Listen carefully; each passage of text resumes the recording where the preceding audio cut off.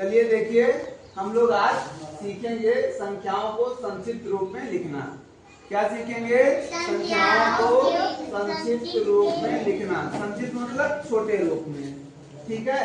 जैसे यहाँ देखिए हमारा एक कितना लिखा हुआ है, यहाँ दहाएंगे हम इकाई, दहाई, सैकड़ा, हजार, 10,000, लाख, 10 लाख। तो हमने यहाँ पे टेबल भी बना दिया है, इकाई, दहाई, सैकड़ा, हजार, 10,000, लाख, 10 लाख और करोड़। तो एक हम बता दे रहे हैं, फिर आपको करना है। तो पहले हम देखिए, यहाँ पर देखेंगे इकाई, दहाई, सैकड़ा, हजार, 10,000, लाख, 10 लाख। तो 5 हमारा कहाँ पे आ रहा है? 10 लाख पर आ रहा है। कहाँ आ रहा है? 10 लाख। तो 5 को हम 10 लाख पर लिख देंगे, यहाँ पर लिख देंगे, ठीक है। फिर दूसरा नंबर देखेंगे, इसको दाएंगे इकाई, दहाई, सैकड़ा, हजार, 10,000। 8 कहाँ आ रहा है? 10,000 पे आ रहा है। कहाँ आ रहा है? 10,000 पे। तो 8 को हम 10,000 लिखेंगे। देखिए इकाई, दहाई, सैकड़ा, हजार, 10,000। 8 हमारा 10,000 पे आ जाएगा। फिर इसको इकाई, दहाई, 4 कहाँ आ रहा है? दहाई पर आ रहा है। कहाँ आ रहा है? दहाई पे। तो इकाई, दहाई, 4 को हम दहाई पर लिख देंगे। फिर 5 में केवल इकाई है, एक ही अंक है तो इकाई है, तो 5 को हम इकाई पर लिख देंगे। जितनी संख्याएं नहीं लिखी गई हैं वहां पे हम क्या कर देंगे? 0 लिख देंगे। यहाँ 0 हो जाएगा, यहाँ 0 हो जाएगा। यहाँ आप लिखे चाहे ना लिखें, जो हमारे शुरू की और अंत की संख्या है उनके बीच अगर कोई अंक नहीं लिखा गया है तो वहां पे हम 0 कर देंगे, ठीक है। तो यहाँ लाख को नहीं लिखा गया था, हजार को नहीं लिखा गया था, सैकड़ा पर, तो हमने यहाँ पर 0 कर दिया। समझ में आ गया? हाँ सर। ठीक, अब हम आप लोगों से करवाएंगे। तो चलिए हार्दिक, आइए दूसरा वाला करिए, दूसरा वाला करके दिखाइए।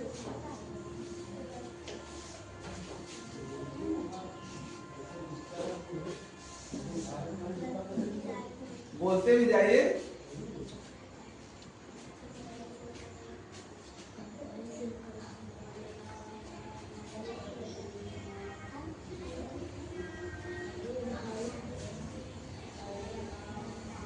ठीक, कितना सही है?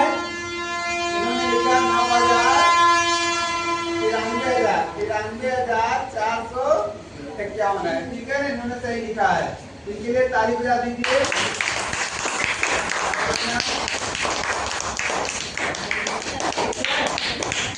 चलिए रचना, रचना ये आप तीसरा वाला करिए।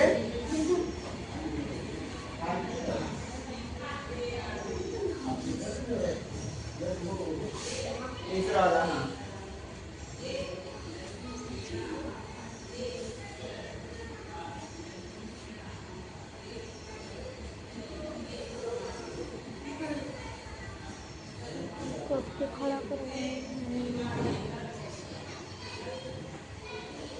तो इन्होंने कितना लिख दिया?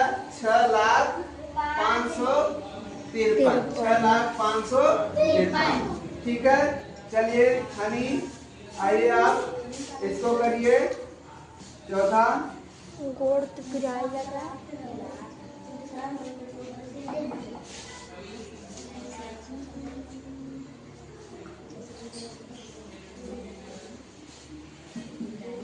क्या लिख रही हो?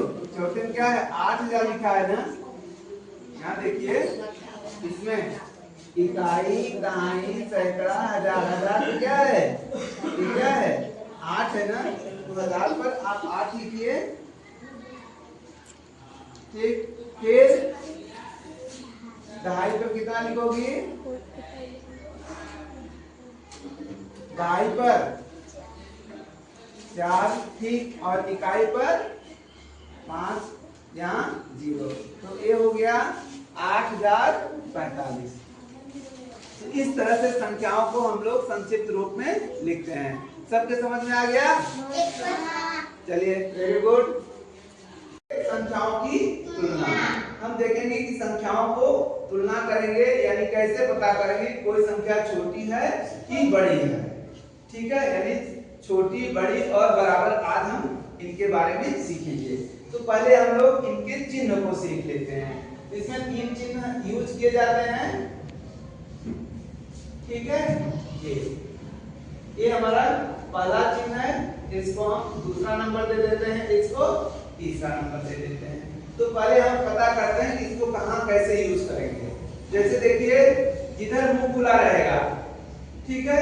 जो बड़ी संख्या होगी उधर इसका मुंह रहेगा, ठीक है। और छोटी संख्या की तरफ इसका पीछे वाला हिस्सा रहेगा। जैसे देखो हम समझा रहे हैं, जैसे 7 है और 6 है, तो इसमें 7 और 6 में क्या बड़ा है? 7 बड़ा है। तो कौन पहला चिन्ह लगेगा, दूसरा लगेगा, तीसरा लगेगा? पहला वाला। 7 की तरफ पहला वाला चिन्ह लगा देंगे। देखो बड़ी संख्या की तरफ इसका मुंह हो गया, ठीक। लेकिन अगर हम ऐसे लिख दें 6 और 7, तब इसमें कौन सा चिन्ह लगेगा?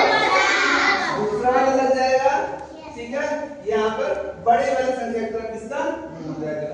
लेकिन अगर दोनों संख्याएं बराबर हो जाएं, तब हम कौन सा चिन्ह लगाएंगे? बराबर का चिन्ह लगा देंगे। तो ये हमारे तीनों चिन्ह हैं। अब यहाँ पर बताइए, कुछ उदाहरण हमने लिया है। यहाँ पर आपको बताना है कि कौन संख्या बड़ी है, कौन छोटी है, कौन सा चिन्ह लगेगा।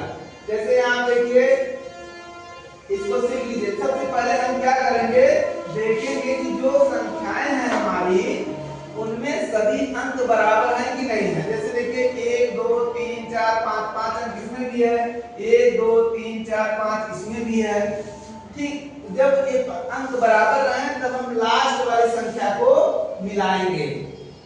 और कुछ मत ध्यान दो, केवल लास्ट वाली संख्या पे आ जाइए। देखिए लास्ट में यहाँ कितना है? 9। यहाँ पे कितना है? 6 है। तो 9 बड़ा होगा कि 6? 9, ठीक है। तो आपको कुछ पूरा नहीं देखना है। अगर अंक बराबर है तो आप लास्ट की संख्या देख लीजिए, उसमें जो बड़ा हो जाएगा वही बड़ा हो जाएगा। इसका मतलब 9 बड़ा है, 6 छोटा है, तो ये वाली संख्या हमारी बड़ी हो जाएगी। बड़ी हो जाएगी ना, तो कौन सा चिन्ह लगा देंगे? मुंह इधर कर देंगे इसका। तो यहाँ पर हमारा ये चिन्ह हो गया। समझ में आया? Yes sir. अब दूसरे में देखिए, इसमें भी पहले अंक देखिए, 1 2 3 4 5। इसमें 1 2 3 4 5 अंक तो बराबर है, अंक बराबर है ना। अब उसके बाद देखिए 4 यहाँ भी है, 4 यहाँ भी है, तो क्या ये दोनों बराबर हैं? बराबर नहीं। अब उसके बाद हम दूसरा अंक देखेंगे। जब पहला बराबर हो जाए दूसरा मिलाएंगे। 1 2 3 4 चौथे पे 5 है, यहाँ 1 2 3 4 चौथे पे भी यहाँ पे 5 है ना। अब ये भी बराबर मिल गया। अब हम तीसरे अंक पे देखेंगे, 1 2 3। तीसरे पे यहाँ पे क्या आ रहा है? 6। 1 2 3 यानी सैकड़ा पर यहाँ 0 आ रहा है। तो कौन बड़ा होता है? 0 बड़ा होता है कि 6? 6। इसका मतलब कौन संख्या बड़ी हो जाएगी? 6। यानी ये वाली हमारी संख्या बड़ी हो जाएगी। तो हम इधर इसका मुंह कर देंगे। समझ में आया? अब इसमें तीसरे में आ जाइए। तीसरे में देखिए 1 2 3 4 5। यहाँ पर 1 2 3 4 5 अंक है। अब जब अंक बराबर है तब लास्ट वाला अंक देखिए, यहाँ पर क्या है? 6 और यहाँ पर क्या है? 8। तो अब 8 और 6 में कौन बड़ा होता है? 8 बड़ा होता है। तो इसका मतलब हमारी ये वाली संख्या बड़ी हो जाएगी। इधर चिन्ह लगा दें, बहुत आसान है, ठीक है ना। अब इसमें आ जाइए, देखिए 1 2 3 4 5। 1 2 3 4 5, इसमें भी 5 अंक है। अब यहाँ पर कितना है लास्ट वाली संख्या? यहाँ 9 है और यहाँ 8। तो कौन बड़ा होता है? 9 बड़ा होता है, इधर मुंह हो जाएगा, ठीक है ना। अब इसमें आ जाइए 1 2 3 4 5। 1 2 3 4 5, 5 बराबर है। देखिए यहाँ पे 9 है, यहाँ पे भी 9 है। तो नहीं डिसाइड कर सकते कौन छोटा है कौन बड़ा है। दूसरा अंक देखेंगे, 5 यहाँ भी है, 5 यहाँ भी है, ये भी बराबर मिल रहा है। तीसरा 3 यहाँ भी है, यहाँ भी है, 6 यहाँ भी है, यहाँ सभी अंक बराबर हैं, इसका मतलब क्या हो जाएगा यहाँ बराबर हो जाएगा। समझ में आया?